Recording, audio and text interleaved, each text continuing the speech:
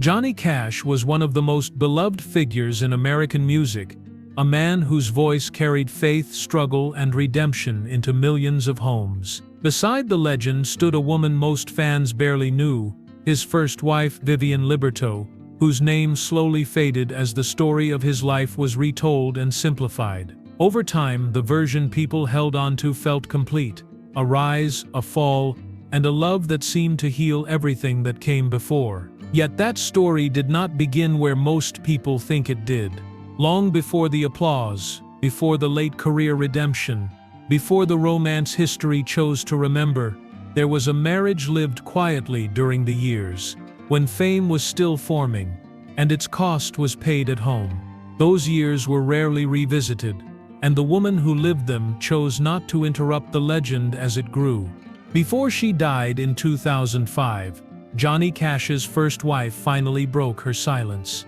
What did she reveal that history left out, and why did she wait until the very end to say it? Johnny Cash's early life was shaped by hardship, restraint, and responsibility long before success arrived. He was born on February 26, 1932, in Kingsland, Arkansas, during the heart of the Great Depression. The world he entered offered little softness. Survival determined routine, and work arrived before choice. Fame was not part of the horizon. Endurance was. When the Cash family later moved to Dyess, Arkansas, it was through a federal farming program created to support struggling families. The land provided opportunity, but it demanded everything in return. Cotton fields framed daily life, and the seasons dictated labor. Johnny was one of 7 children, and contribution was expected from an early age. Childhood did not unfold separately from responsibility. It existed inside it. Days followed a steady pattern. School, fieldwork, and church formed the structure of the week, each reinforcing discipline in its own way. Faith was present but practical, lived rather than spoken. Gospel hymns and church songs filled the house, offering words for sorrow and hope without performance. Music did not promise escape, it acknowledged reality. Those sounds stayed with Johnny, settling into him quietly. Loss arrived early and without warning. In 1944, Johnny's older brother, Jack Cash, died after a table saw accident. Jack had been working at the time, helping support the family. Within the household, he was known as steady and deeply faithful, someone who carried moral weight. His death left an absence that did not close with time. The family returned to work because it had to. Grief did not interrupt routine, it folded into it. That loss shaped Johnny in lasting ways. Pain was not something that stopped life. It was something life absorbed. There were no long explanations, no public expressions of sorrow. Silence carried the weight instead. Johnny learned that endurance was expected, regardless of circumstance. That lesson became instinct. Emotional restraint was not a choice. It was a habit learned early. Music continued to exist alongside this restraint. It remained present but unambitious, woven into daily life rather than elevated above it. Songs offered recognition, not release. They named what could not always be spoken. Johnny absorbed that language without announcing it. The gravity listeners would later hear in his voice was formed long before anyone called it talent. As he grew older, the limits of life in Dyess became clear. The future looked much like the past, and the margin for change was narrow. Distance became the next step. In 1950, Johnny enlisted in the United States Air Force, choosing structure and separation over familiarity. Military service offered order, income, and a way forward. It also carried him far from the land that had shaped him. Stationed overseas, he encountered a different kind of routine. Discipline remained, but space opened in quieter moments. During off-duty hours, songwriting became more deliberate. The songs he began to write reflected longing, responsibility, and moral tension. They were not driven by image or ambition. They carried lived experience. Even then, excess was absent. Restraint remained central. The years in service reinforced habits formed in childhood. Routine, order, and endurance defined daily life. When Johnny returned home, he carried those qualities with him, along with loss that had never fully loosened its grip. What he did not yet know was how distance would begin to reshape everything. This early chapter of Johnny Cash's life is often summarized quickly, but it explains the weight he brought into the world when attention finally arrived. Before records sold, before audiences listened, before history began shaping him into a symbol, his identity had already been formed by labor, faith, and loss. That foundation gave his voice its gravity. The next change would not come from grief, but from distance, and how far it could carry him from the life that shaped him. Before fame entered the picture, Johnny Cash built his life around devotion, promise, and intimacy. The beginning of that life can be traced to a specific evening on July 18, 1951, at a roller skating rink in San Antonio, Texas. Johnny was serving in the United States Air Force at the time, far from any sense of celebrity, moving through the world as an ordinary young man. Vivian Liberto was there that night, still a teenager, unaware that the meeting would shape the rest of her life. The setting was simple, public, and unremarkable. What followed was not. Their connection formed quickly, then immediately faced distance. Within weeks, Johnny was sent overseas, stationed in Germany, where he would remain for 3 years.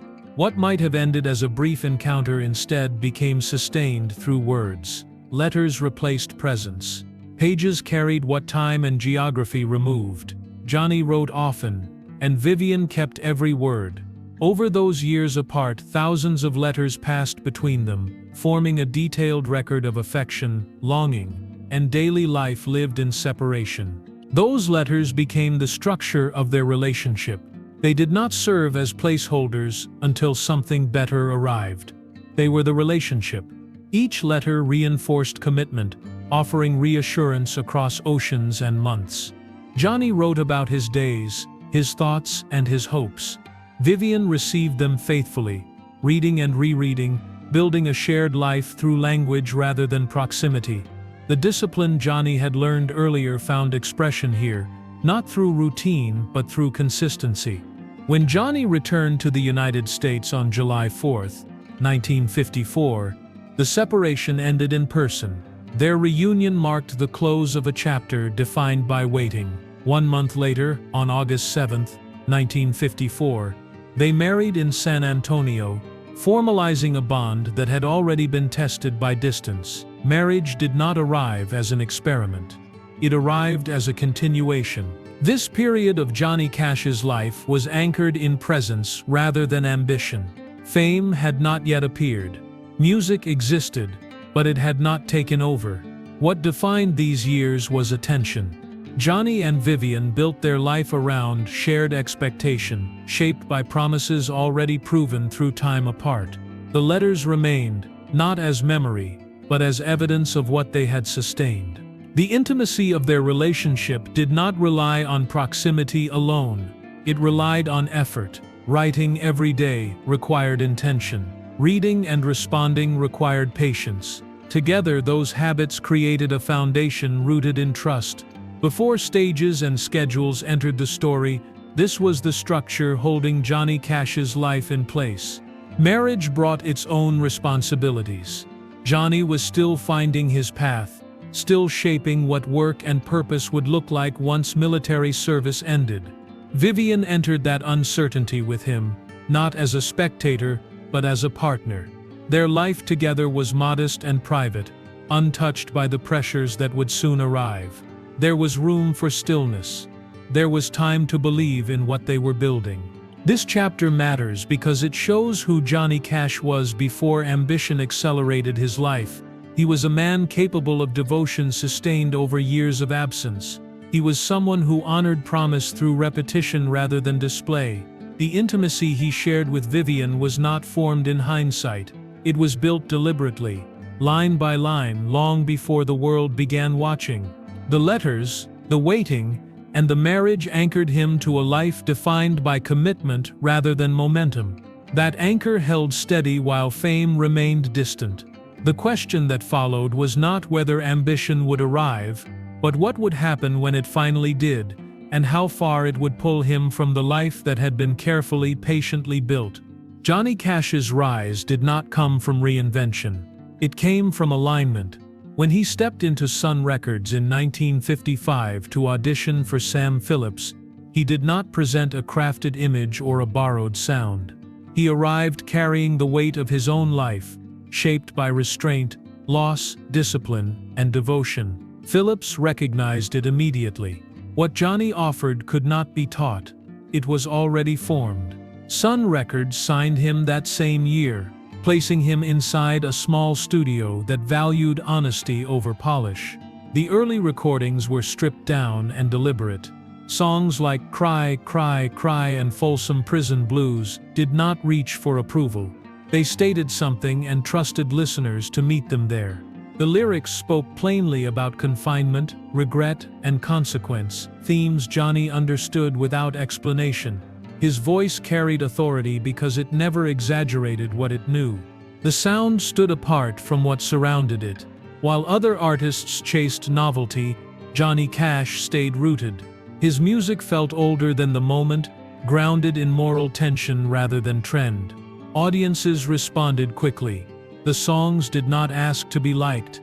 They asked to be believed. That distinction mattered. In 1956, everything accelerated. Johnny recorded I Walk the Line, a song built around promise and restraint. Its structure was unusual, its message direct. The song was inspired by a vow of fidelity, a commitment spoken privately and then carried into music. When it was released, it became a #1 hit, crossing boundaries between country and mainstream audiences. Johnny Cash's name moved from regional recognition to national presence almost overnight. Fame arrived without warning or preparation. Performances multiplied. Travel became constant. The pace changed faster than the structure of his life could adapt. What had been built slowly now had to move quickly. The music continued to reflect truth, but the demands around it expanded relentlessly. At the same time, family life continued to grow. Rosanne Cash had been born in 1955, followed by Kathy Cash. Home existed alongside momentum, shaped by arrivals and departures rather than routine. The household adjusted as Johnny's schedule filled. Presence became measured in intervals. Responsibility remained, but time tightened. Johnny Cash's image began to take shape during these years. He was seen as serious, disciplined, and emotionally grounded. His performances were controlled, his demeanor steady. He did not chase applause. He earned trust.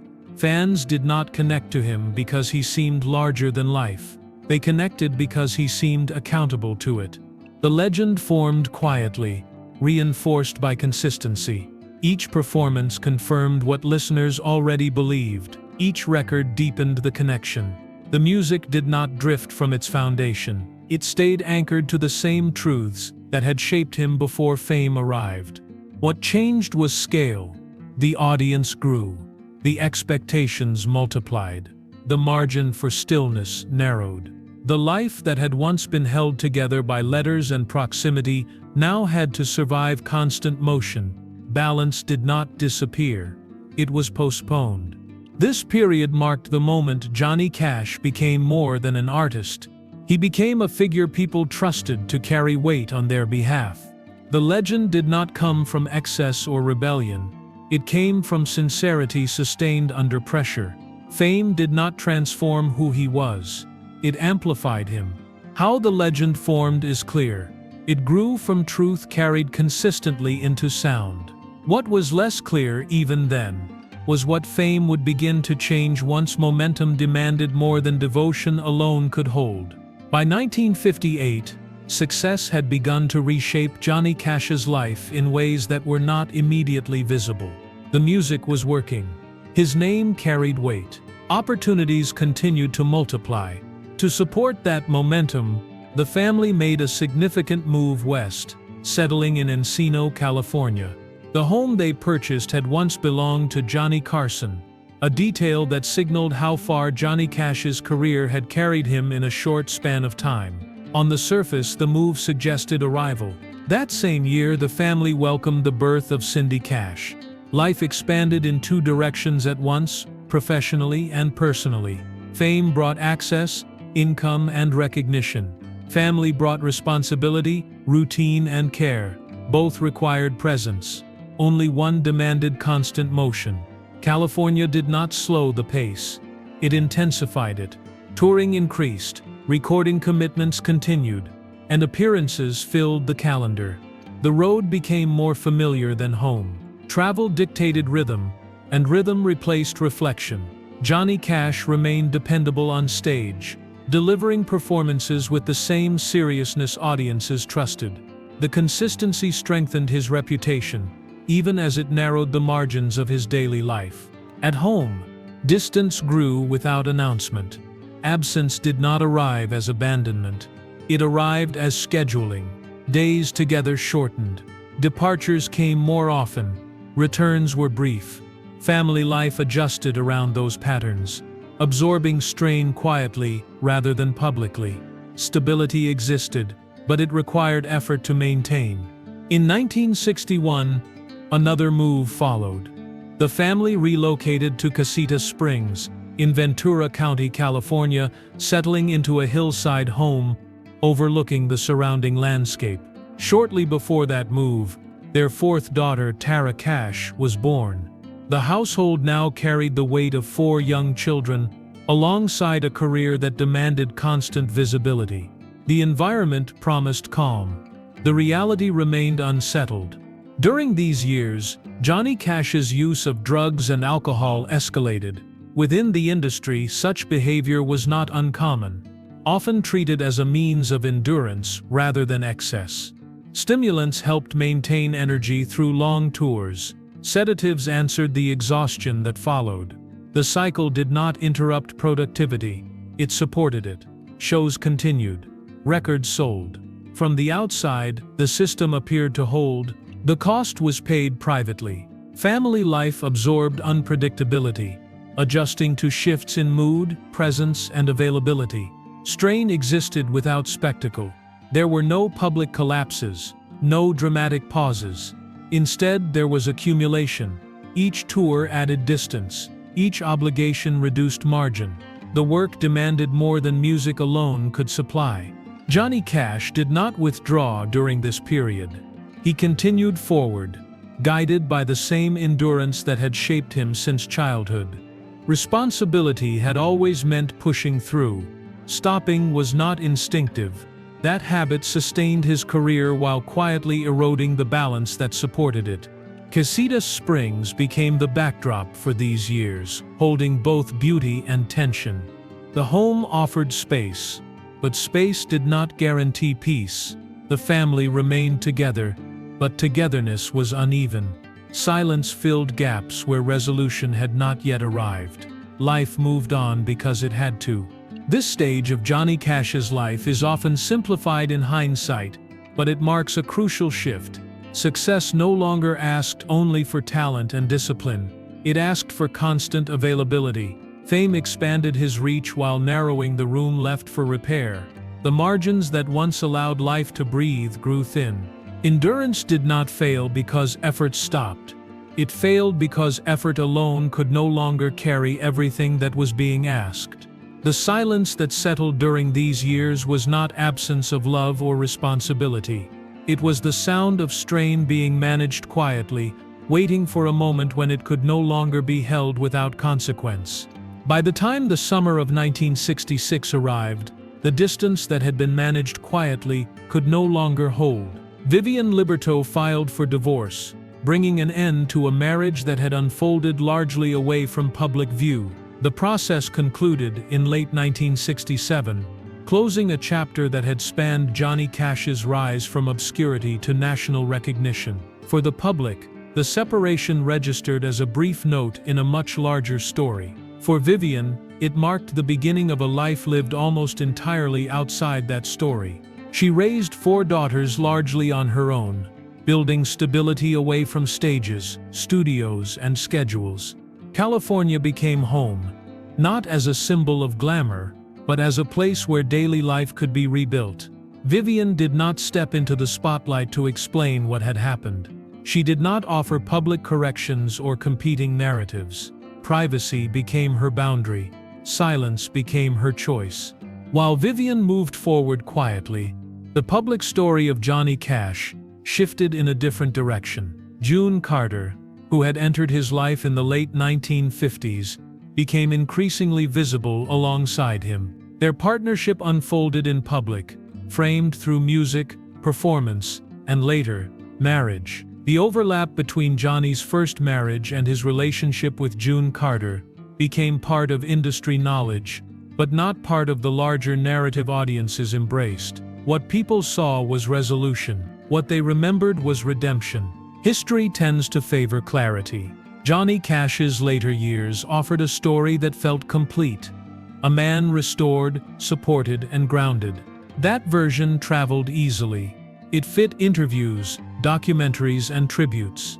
The years before that resolution were compressed into shorthand.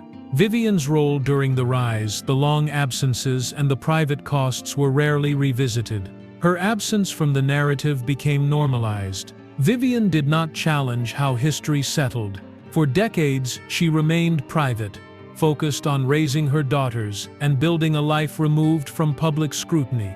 She did not dispute the celebration of Johnny and June. She did not insert herself into the version of events people preferred to remember. Over time, her name became associated only with what came before, a first chapter many assumed no longer mattered. That absence had consequences. Being written out of the story meant being written out of memory. Vivian's contribution to Johnny Cash's early life, her endurance during the rise, and her role as the mother of his children were rarely acknowledged. Silence, once chosen as protection, became misinterpreted as insignificance. Yet silence does not erase experience, it only postpones it. The years Vivian spent outside the public eye did not diminish what she had lived. They allowed it to remain intact, unshaped by applause or expectation. What history remembered was incomplete, not because it was false, but because it was selective. Why Vivian stayed silent for so long can be understood through that choice. She did not speak to compete with a legend. She did not speak to reclaim attention. Her quiet allowed the story to move forward without conflict. The question that remained was not why she waited, but what could finally make waiting no longer enough. For decades, Vivian Liberto Cash remained absent from the public version of Johnny Cash's life. The story moved on without her voice, and she allowed it to. Silence had been her boundary, a way to protect her children, her privacy, and the life she rebuilt after the marriage ended. What she carried from those years stayed with her, undocumented and largely unseen, while the legend around Johnny Cash continued to grow. That silence broke in 2005. Vivian chose to speak not through interviews or public appearances, but through a book. The memoir, titled I Walked the Line, My Life with Johnny, was published that year. Co-written with Anne Sharpstein, it was not a sudden decision or an impulsive one. The work came from years of reflection and careful consideration, shaped by time rather than reaction. Central to the book were the letters. Vivian revisited nearly 10,000 letters that she and Johnny had exchanged, many written during the years he was stationed in Germany and the early period of their marriage. These letters were not fragments or selective memories. They were a written record, preserved across decades. Approximately 75% of the book consisted of Johnny Cash's own words, his handwriting, his expressions of love, longing, and commitment. Vivian allowed those words to speak for themselves. The tone of the memoir was restrained. Vivian did not position herself as an accuser. She presented herself as a witness to a shared life. The letters documented affection and devotion long before fame complicated their marriage. They showed a man capable of deep connection, consistent attention, and promise. Vivian did not deny Johnny Cash's talent or his cultural importance. She placed her experience alongside it. The book also addressed pain, but without dramatization. Vivian wrote about absence, instability, and the emotional cost of holding a household together, while a career demanded constant movement. Addiction, infidelity, and loss were included, as lived realities, not as spectacle. Her account did not seek to overturn the legend. It sought to complete the record. Johnny Cash was aware of the project before his death in September 2003. He approved it and was expected to write the foreword. That foreword never came, but his presence remained throughout the book in the form of his letters. His voice was embedded in the narrative, not as defense or justification, but as history. Vivian's decision to publish came late in her life. She died on May 24, 2005, shortly after the book's release. The timing mattered. The memoir was not followed by years of promotion or commentary. It stood on its own, offered without insistence. Vivian did not stay to manage its reception. She allowed the work to exist as it was. What made the book unsettling for many readers was not accusation, it was recognition. The letters revealed a love story that predated the one history celebrated. They showed a marriage rooted in devotion and effort, tested by distance and momentum rather than indifference. The pain Vivian described did not erase the love she documented. It existed alongside it. By speaking when she did, Vivian did not ask the world to choose between versions of Johnny Cash. She asked it to hold more than one truth at the same time. Her voice arrived quietly, after the legend had already settled, reminding history that lives are rarely lived in clean arcs. Some truths wait, because the moment demands patience. Vivian waited until the story was strong enough to hold what it had left out. When she finally spoke, she did not fracture the legend. She widened it. Johnny Cash's legacy does not weaken when the full story is told. The music still stands. The voice still carries weight. His songs continue to offer comfort, faith, and recognition to people who found their own lives reflected in his words. That truth remains untouched. What changes is not the legend, but the space around it.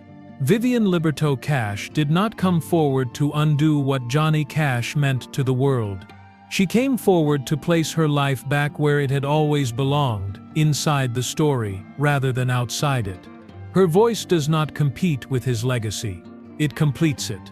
The love that existed before fame, the endurance that sustained the rise, and the cost carried quietly at home are not contradictions. They are context. History often favors clean endings, but real lives rarely move that way. When the story widens, understanding deepens. Johnny Cash's journey still holds redemption, faith, and survival, but it also holds patience, silence, and a woman who waited decades to be heard. In allowing both truths to exist together, the story becomes more human, not less, and in that humanity, the legacy grows stronger, not smaller. For more emotional stories, check out this video.